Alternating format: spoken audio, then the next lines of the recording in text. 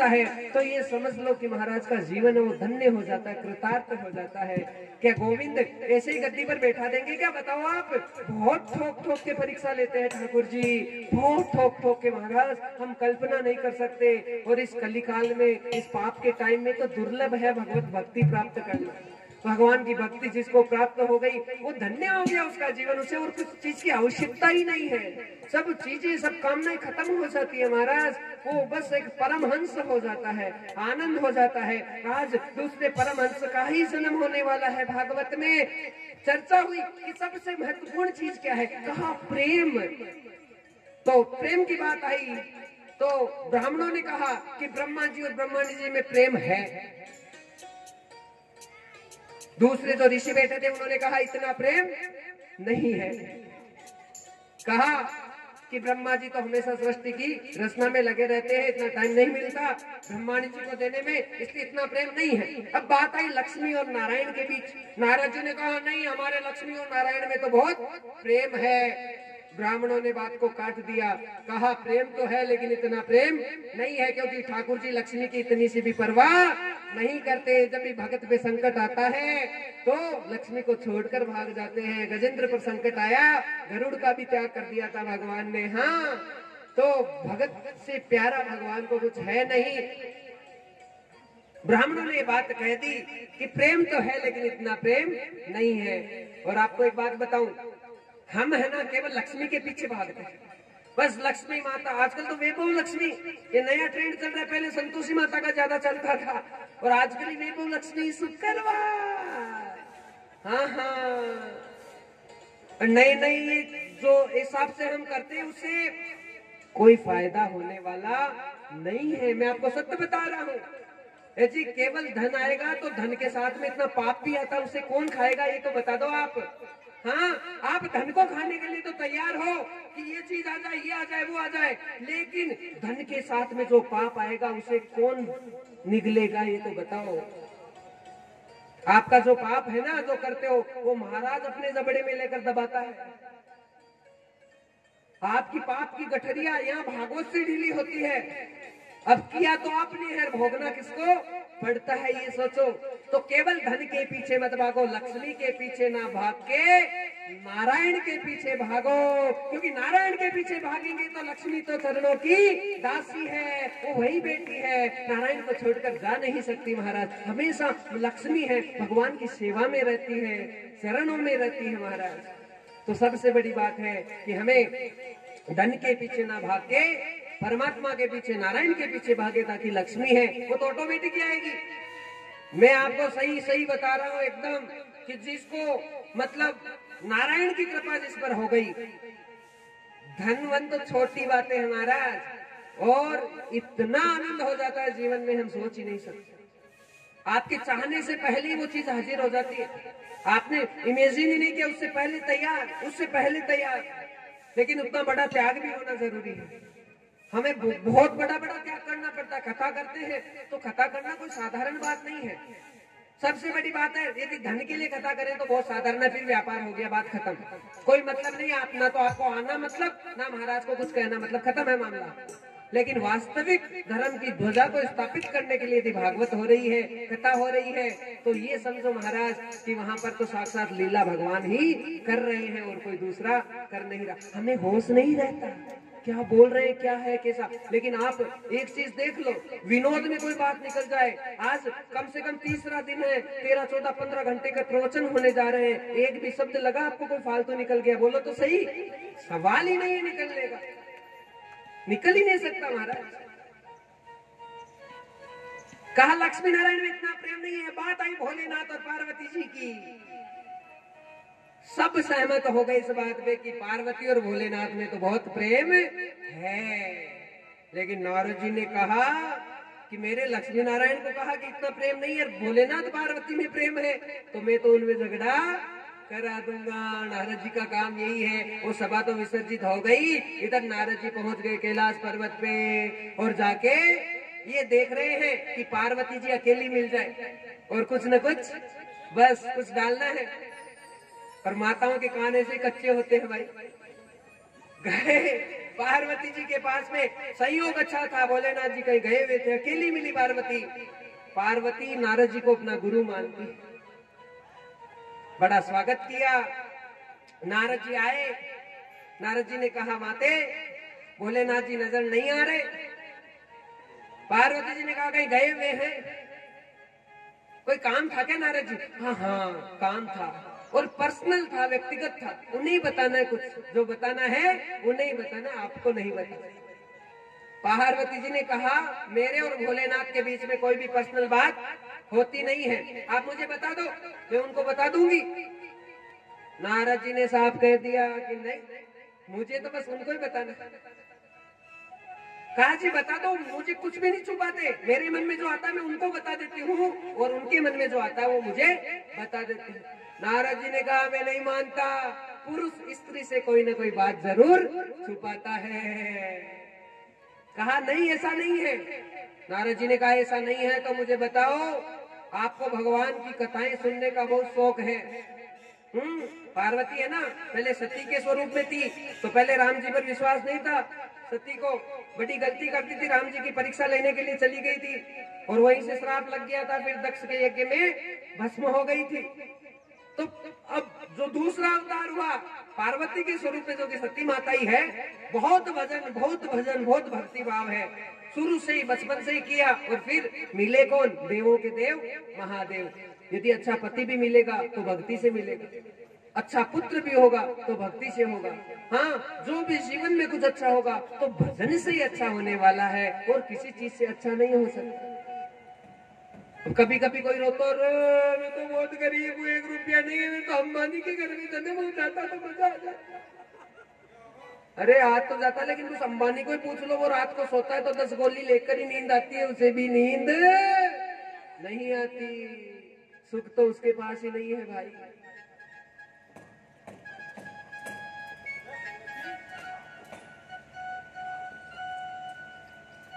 महाराज नारद जी ने बड़ा सुंदर कहा कि पुरुष है, कोई ना कोई बात जरूर छुपाता है।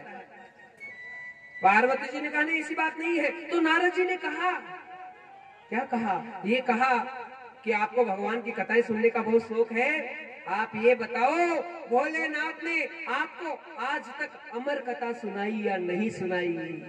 जैसे ही अमर कथा का नाम आया, पार्वती का मुख छोटा हो गया। कहा कथाएं तो मुझे भोलेनाथ ने बहुत सुनाई, लेकिन आज तक अमर कथा नहीं सुनाई। नारद जी को तो यही पॉइंट चाहिए था, ले लो ले लो ले लो, देखो मैंने बोला था ना, कोई ना कोई बात जरूर छुपाते हैं। नारद जी मन में प्रसन्न हो गए कि मेरा काम तो हो गया, आग लगानी थी लगा दी मैंने, हाँ कूड़ा जलाना था जला दिया, अब चलो। नारद जी तो निकल गए, इधर महादेव जी का आगमन हुआ, और पार्वती जी का मोटा मुंह हो गया इतना। आप भी तो करते हो ना अपनी बात। और आदमी की सबसे ज्यादा हालत खराब तभी होती है जब घरवाली को देखते हैं इस स्वरूप में। महाराज पूछो मत। अब मैं भी तो गृहस्थ हूं ना, तो मेरे साथ में भी घटनाएं घटित होती रहती है, तो सत्य बात है। ये रूप कभी अच्छा नहीं लगता, किसी को बड़ी हालत खराब हो जाती है। मात्र शक्ति तो हमेशा हंसती अच्छी है, हाँ, और उसमें आनंद हो जाता है। पार्वती जी बस नाराज होकर बैठ गई। महादेव जी आए, रोज तो स्वागत करती, आज कोई स्वागत सत्कार नहीं। महादेव जी ने कहा कार्तिकेय कहाँ है, गणेश कहाँ है? कहा मुझे नहीं पता, इस काम के लिए आई थी, रोज उसके लिए लड्डू, उसके लिए खीर, आपके लिए भांग, ये काम करूं क्या मैं? एक दिन सुख नहीं दिया मुझे, हमेशा तकलीफ। आपके साथ में क्यों आ गई? मेरी किस्मत फूट गए थे, ये बात तो आप रोज कहते हैं, मेरी किस्मत।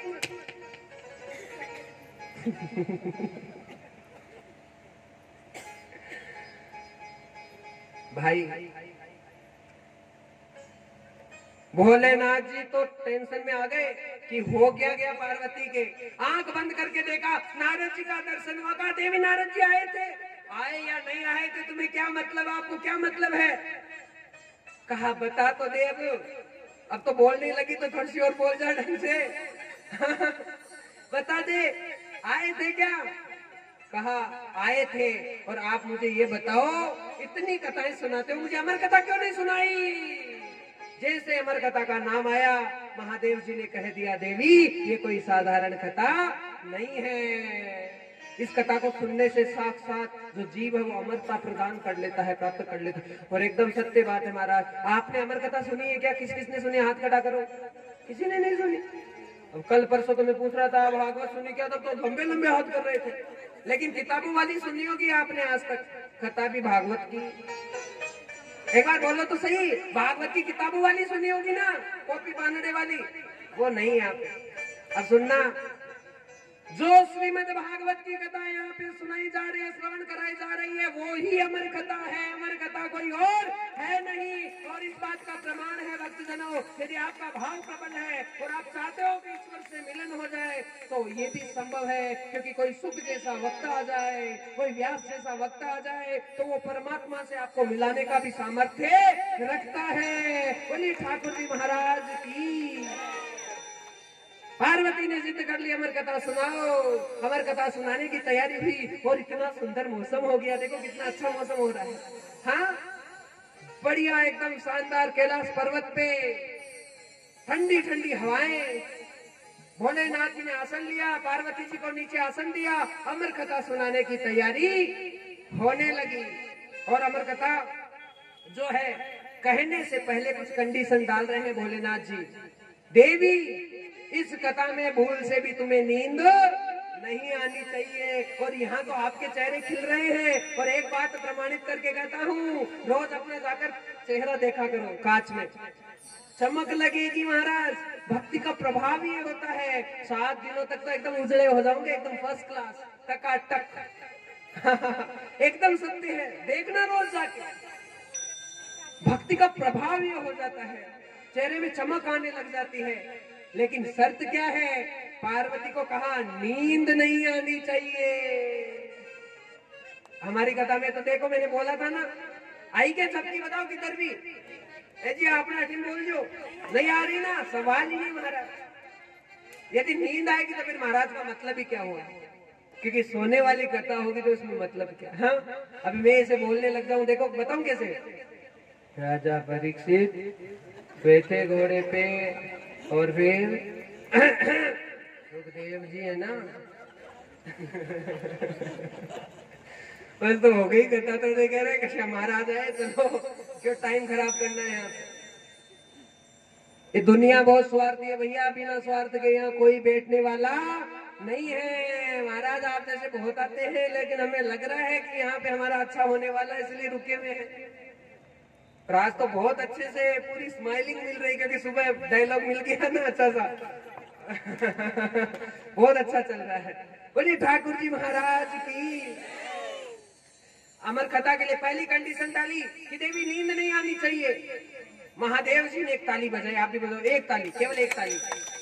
त्रिशूल घूमा, चक्कर लगा के आया चारों तरफ, और ये देख के आया कि चुपके से भी कोई जीव इस कथा को सुन लेना, क्योंकि बहुत गुप्त कथा है।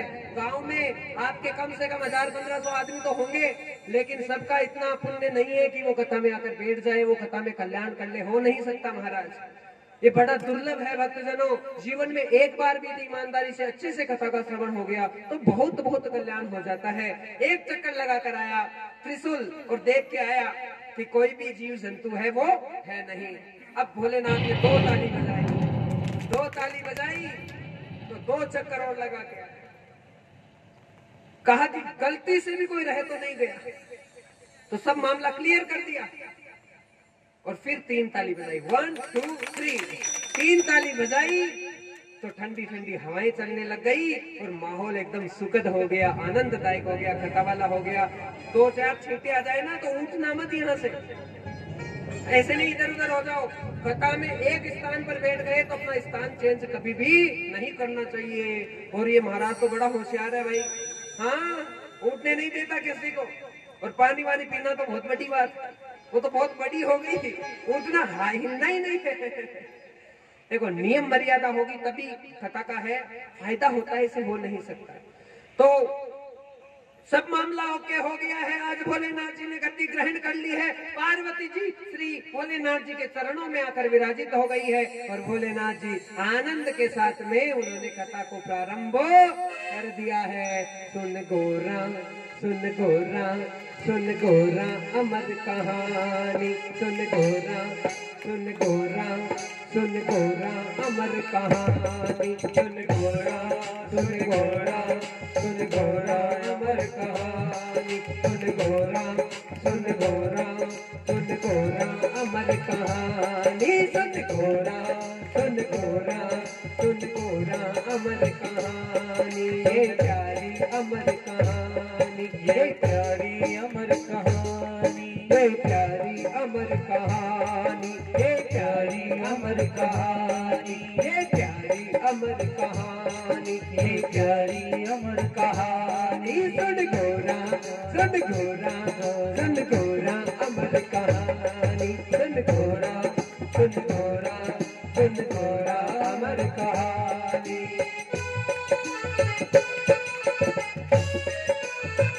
जय हो।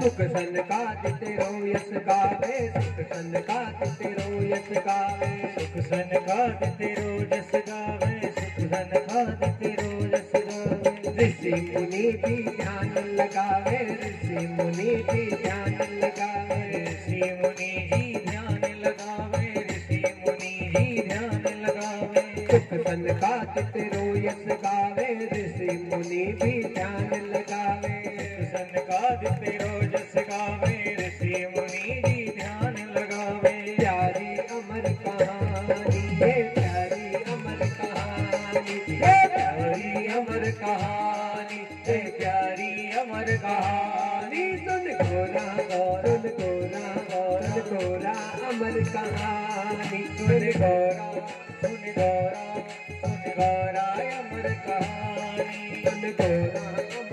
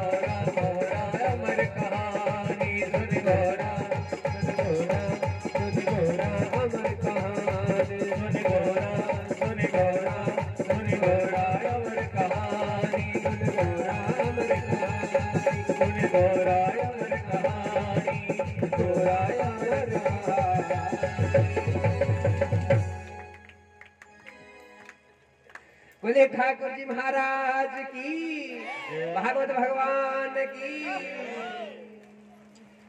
देखो देखो देखो महादेव जी कथा सुना रहे हैं और यहाँ पे हाँ, लेकिन अब भीग जाओ तो भीग जाना। और कोई मोबाइल लेके बैठे है ना, उसको आप खुद की चिंता नहीं होती, मोबाइल की ज्यादा चिंता। तो महाराज छिंटे पड़ गया तो मामला। तो कोई दिक्कत नहीं, इधर रख देना, तिरपाल लगा हुआ है।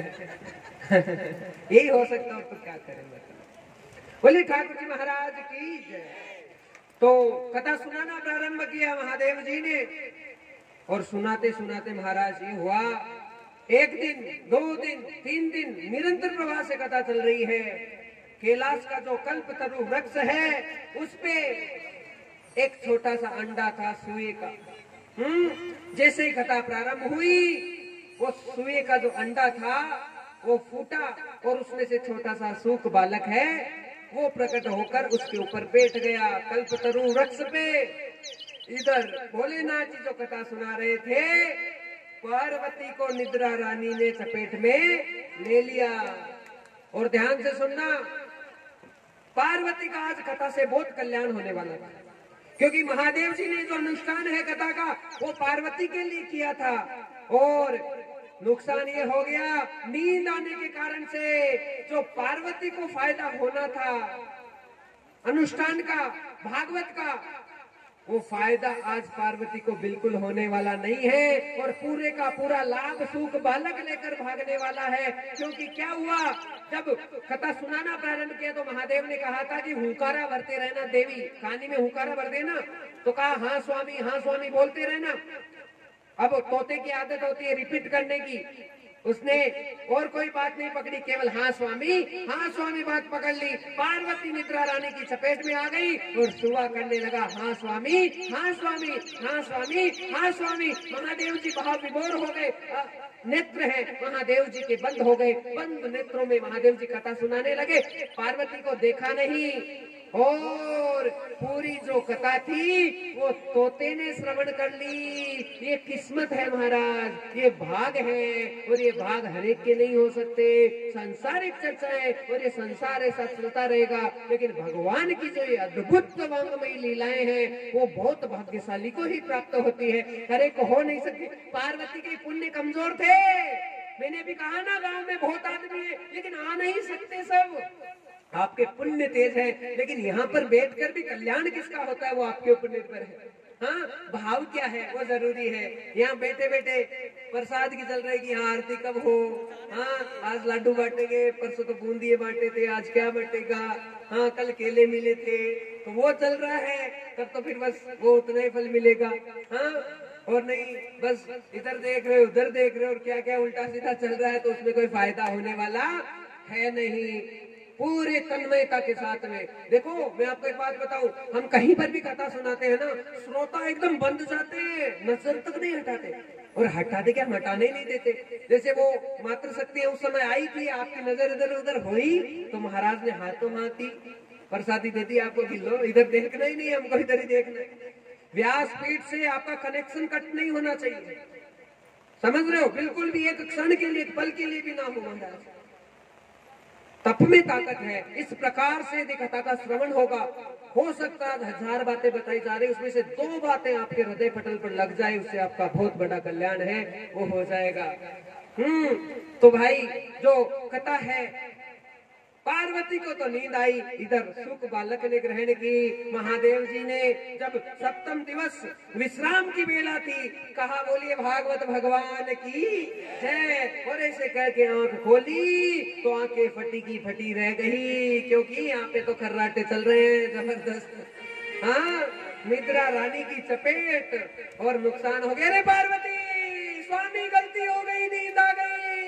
गलती क्या हो गई, मरा दिया, मामला गड़बड़ हो गया सारा, तुम्हारा बहुत कल्याण होने वाला था पार्वती। स्वामी वापस कथा सुना दो, वापस की तो छोड़, तू ये बता, तुझे नींद आ गई तो ये हाँ स्वामी कौन कर रहा था? जैसे नजर पड़ी वृक्ष के ऊपर, टूटू टूटू, और दौड़ा महाराज, सुए का बच्चा भागने लगा। महादेव को गुस्सा आ गया, रे तोते, आज पार्वती का कल्याण होना था, तू मेरी पूरी कथा लेकर भागने लगा, मैं तुम्हें छोड़ने वाला नहीं हूँ, मृत्यु दंड दूंगा तुमको। तोते का बच्चा आगे आगे, महादेव त्रिशूल लेकर दौड़ने लगे, पूरे ब्रह्मांड के चक्कर लगाए तोते ने, तो लगा के सीधे कहाँ पहुंचे? व्यास जी के घर पे। ओम नमः शिवाय, ओम नमः शिवाय, ओम नमः शिवाय। व्यास जी की पत्नी अरणी माता भजन कर रही है और भजन करते करते उबासी आई। देखो ठाकुर जी दस्तक दे रहे हैं। और मैं आपको बताऊं, हम जहाँ पर भी कथा करते हैं, अब मुझे नहीं पता अभी मौसम का मिजाज क्या है, लेकिन हम जहाँ कथा करते हैं वहाँ बारिश तो आती है थोड़ी सी। और बारिश आ गई तो समझो, मैं तो कह रहा था चौथे दिन ब्रह्मा जी आकर ठाकुर जी अगर फूल बरसाएंगे तो तीसरा दिन ही आज ही ठाकुर जी ने अच्छे से दस्तक दे दी है। भक्ति जागृत होने लग गई हमारा। तोते का बच्चा आया और अरणी माता के मुख मार्ग से उसके गर्भ में जाकर विराजित हो गया। महादेव आए क्रोधित होकर। व्यास जी ने कहा, अरे महादेव जी अचानक आपके दर्शन कैसे हुए? अरे व्यास, एक चोर मेरे यहाँ से चोरी करके तुम्हारे घर में आया। महाराज आपके यहाँ से कोई क्या चोरी करेगा? आप तो आनंद में रहते हो, ऐसे ही आपके यहाँ से कोई क्या चोरी करेगा? कहा नहीं, मेरे यहाँ से एक सूक बालक तोते का बच्चा चोरी से अमर कथा सुनकर आया, मैं उसे मृत्यु दंड दूंगा। व्यास जी ने कहा, लो कर लो बात। महाराज आप कह रहे हो कि अमर कथा सुनकर आया है और मृत्यु दंड देंगे, तो ऐसे कैसे हो सकता है? अमर कथा उसने सुन ली तो वो अमर हो गया, आप उसे मार नहीं सकते। और फिर आप कालों के काल महाकाल हो, शक्ति से मार भी दो तो फिर कथा झूठी हो जाएगी, होगी कि नहीं? दोनों बातें हो गई। भोलेनाथ जी ने कहा, बात तो सही है लेकिन उसे छोड़ूंगा नहीं। कोई बात नहीं, वो 9 महीने बाद तो बाहर आएगा ना गर्भ से। कोई बात नहीं, मैं 1 साल की समाधि लगाकर यहीं बैठता हूँ। अंदर जो सूक बालक है वो कह रहा है, अरे भोलेनाथ तू तो बहुत भोला रह गया, केवल 1 साल की समाधि का वचन ले रहा है। अरे 12 साल की समाधि का वचन तो मैं लेता हूँ कि मैं इस अरणी माँ के गर्भ से 12 साल से पहले आऊंगा ही नहीं बाहर, तो तू मुझे कैसे मारेगा? समाधि लगाकर अंदर बैठ गए सूक बालक को। और महादेव जी ध्यान लगाने लगे तो उन्हें पता चल गया कि ये बालक है अब साधारण नहीं रहा, क्योंकि इसने कथा सुन ली और इसका पूरा कल्याण है वो हो चुका है। ये पता चल गया महाराज महादेव जी को। तो महादेव जी ने लीला की। क्या लीला की? उस सूक बालक को जो है दर्शन दिए साक्षात। ये क्या कर रहे बात? जी मुख तो देखना महाराज का, बहुत होशियार हो। ऊपर बंधा दो ना इसको।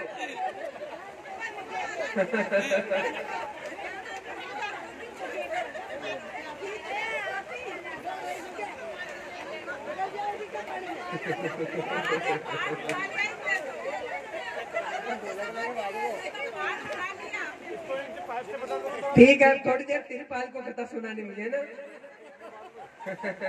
हाँ ऐसे बांध दो थोड़ा।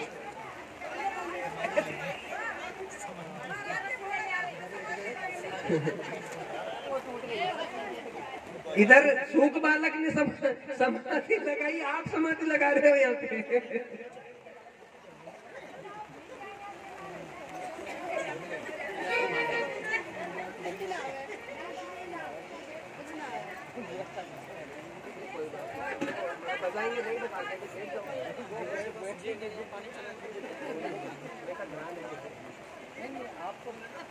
प्रवचन कर। कोई दिक्कत। बोले ठाकुर जी महाराज की। देखो क्या होता है, ये सब